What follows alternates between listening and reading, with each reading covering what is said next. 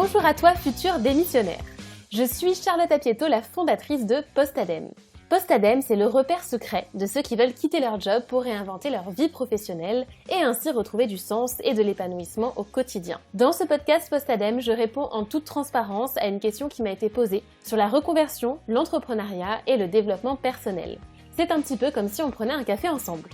Alors, si tu rêves de poser ta dème et de créer la vie professionnelle qui te ressemble, installe-toi confortablement pour écouter ce nouvel épisode.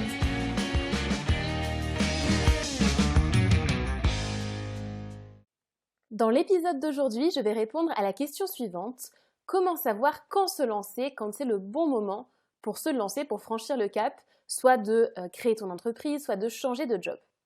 Alors, pour répondre à cette question, tu vas voir que j'ai une approche à la fois pragmatique et aussi très liée à ton ressenti, à tes émotions. Donc, je vais te partager ces deux manières d'appréhender la question et je vais aussi te donner 3 exemples issus de ma propre vie et quelques questions hyper importantes à te poser pour prendre ta décision. Déjà, pour commencer, l'aspect pragmatique, quand tu te demandes quand tu vas pouvoir te lancer à plein temps dans ton projet de création d'entreprise ou quand tu vas vraiment franchir le cap d'accepter une autre proposition d'emploi ou de manière générale de quitter ton emploi, quel que soit le projet derrière, eh bien déjà c'est de t'assurer que tu es suffisamment au clair sur ce que tu vas faire derrière. Sauf dans le cas où par exemple tu veux avoir une rupture conventionnelle pour derrière avoir du temps pour toi, pour justement décanter tout ça, réfléchir à ton projet, prendre du temps pour toi, c'est totalement possible, légitime. Mais dans le cas en tout cas où tu as un projet derrière, c'est de te demander si ton projet est suffisamment clair, si tu as une vision claire de tes objectifs, de ton plan d'action. Parce que c'est ça qui va te permettre de savoir quel est le bon moment pour te lancer. Ensuite, c'est de t'assurer que ton projet derrière, il est viable. Et notamment dans le cas de la création d'entreprise, c'est de t'assurer que tu as suffisamment de visibilité sur la viabilité du projet. Par exemple, ce qu'on voit dans le programme Side Project, c'est qu'on voit comment avoir ce que j'appelle les cobayes, ça c'est des clients tests qui vont tester ton offre, que ce soit de produits ou de services. Et donc de t'assurer qu'il y a déjà un potentiel sur le marché et que tu sais déjà comment tu vas pouvoir faire rentrer de l'argent dans ta future entreprise. Et dans le cas où c'est plutôt une recherche d'emploi, c'est quand tu as décroché l'emploi que tu voulais derrière, et donc là tu peux y aller sans trop de difficultés. Et donc tu vois que ça c'est associé aux solutions financières qu'il y a derrière, donc évidemment que j'aborde ce sujet. Quand se lancer, ça va dépendre des modalités de rupture de ton contrat de travail. Est-ce que c'est forcément une démission? Est-ce que tu peux réussir à obtenir une rupture conventionnelle ou autre modalité de rupture de ton contrat de travail? On ne va pas voir ça ici, mais bien sûr que ça joue aussi sur le moment où tu vas pouvoir te lancer. Donc même si aujourd'hui tu n'oses pas demander directement à ton employeur, tu peux commencer à te renseigner sur ce qui est faisable, ce qui est possible et ce qui se fait déjà au sein de ton entreprise.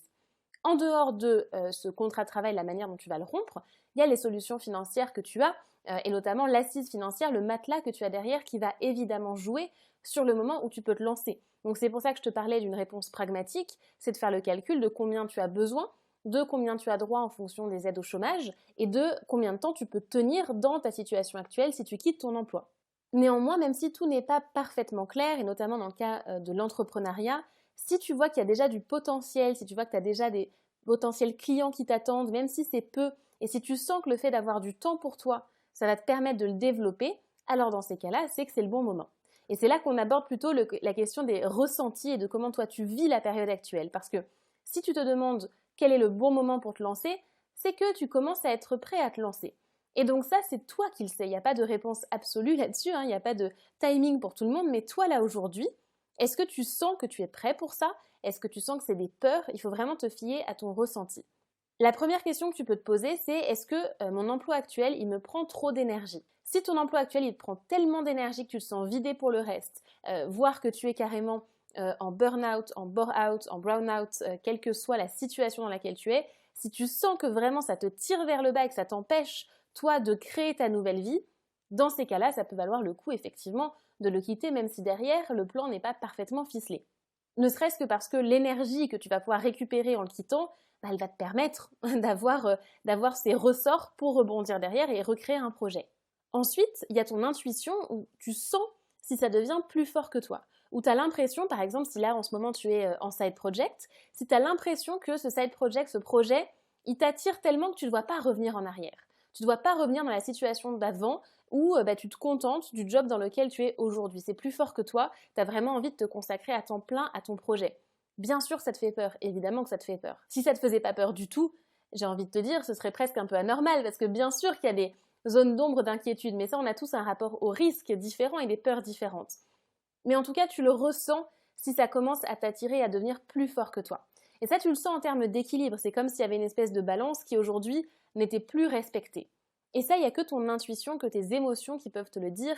Et notamment, ça on l'avait abordé dans un autre épisode, je le redis ici, est-ce que tu te sens plutôt lourd ou léger? Quand tu t'imagines là aujourd'hui quitter ton job, est-ce que tu t'imagines lourd ou léger? Quand tu imagines ton projet derrière, tu te sens lourd ou léger? Fie-toi vraiment à tes ressentis corporels et émotionnels. Et pour illustrer ces deux sujets un peu plus pragmatiques et émotionnels, je vais te donner 3 exemples de moments dans ma vie où j'ai quitté une situation en particulier. Le premier exemple que je vais te donner, c'est quand j'ai quitté mon job de consultante, donc quand j'ai vraiment posé ma dème pour la première fois, j'ai quitté le conseil. Pourquoi est-ce que j'ai fait ce choix et pourquoi je me suis lancée à ce moment-là, pourquoi j'ai démissionné à ce moment-là? C'est parce que j'étais passée par cette phase de mini burn-out. Donc je parle de mini burn-out parce qu'un burn-out peut avoir bien plus d'ampleur que celui que j'ai fait, mais déjà parce que mon corps m'avait envoyé le signal que c'était stop et parce que moi je sentais vraiment que j'étais plus à ma place, mais c'était devenu physique. Mon équilibre il était plus respecté du tout. Donc là, j'ai estimé que c'était le moment de partir. Donc quand j'ai estimé que c'était le moment de partir, j'ai cherché le job en question, je l'ai trouvé en 15 jours parce que j'étais tellement sûre de moi, tellement alignée avec ma décision de partir. Je m'étais fixé une échéance à 2 mois plus tard ou 1 mois plus tard, je ne sais plus exactement, que du coup j'ai mis toute mon énergie, toute mon action là-dedans et ça s'est fait pour le coup très rapidement. Et donc j'ai posé ma dème. Donc c'était un mélange de mon corps qui dit stop et de moi qui me sent plus du tout à ma place. Donc en soi, j'aurais pu rester plus longtemps, hein, je veux dire d'un point de vue là aussi purement pragmatique et salarial. Mon salaire dans mon job de consultante était plus intéressant que dans le job que j'ai rejoint ensuite en start-up. Mais peu importe, moi ce qui comptait à ce moment-là, c'était mon équilibre et mon épanouissement à moi à ce moment-là précis. Deuxième exemple, c'est quand j'ai quitté la start-up dans laquelle donc, je travaillais après mon job dans le conseil. Et cette start-up, je l'ai quittée parce qu'on m'a proposé une rupture conventionnelle. Mais ce qui est intéressant, c'est que ça faisait, 3-4 semaines que je commençais à m'interroger moi-même sur ce que je voulais. Et je me disais, mais je pense que j'aimerais bien partir d'ici quelques temps pour me lancer moi aussi à plein temps dans l'entrepreneuriat, mais j'avais pas encore de projet très précis. J'étais très attachée à la start-up dans laquelle je travaillais. J'avais une vraie relation de confiance avec mon employeur.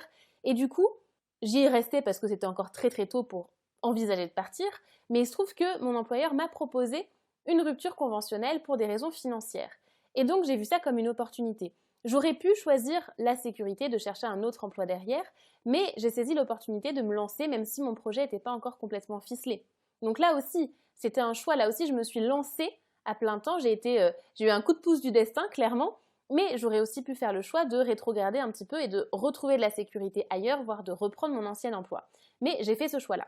Et le troisième exemple que j'aimerais te donner, qui n'est pas relatif à ma vie professionnelle, mais à ma vie personnelle, c'est quand j'ai déménagé de Paris. Quand j'ai quitté Paris, c'était en 2020.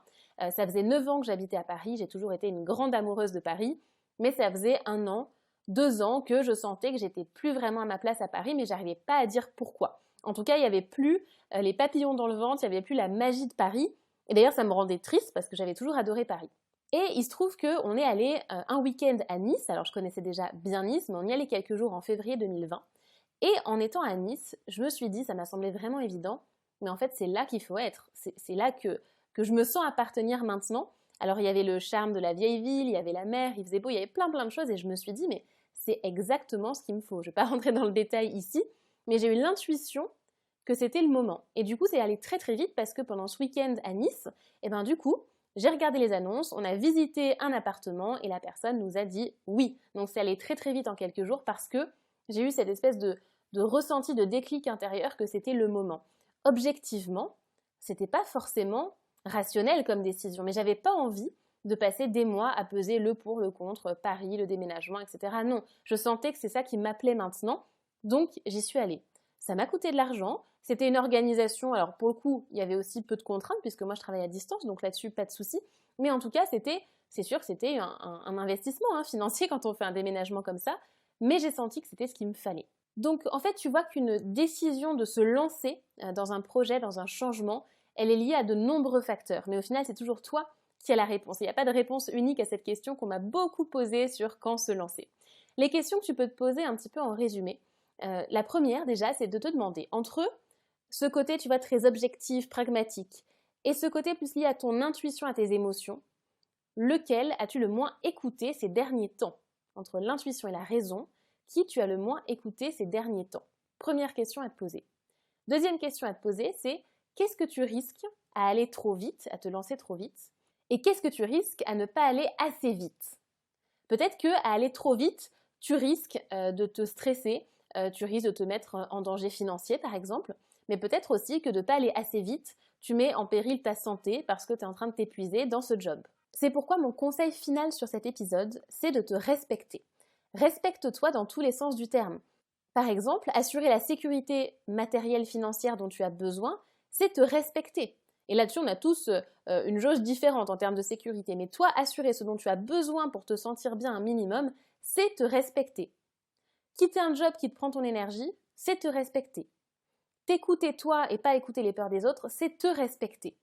Donc, ma question de fin, et c'est ton challenge aujourd'hui en termes de réflexion, si aujourd'hui tu décides de te respecter, qu'est-ce que tu choisis? Voilà, je te laisse réfléchir sur cette question. Et puis de mon côté, je te retrouve très prochainement dans un nouvel épisode. À très bientôt!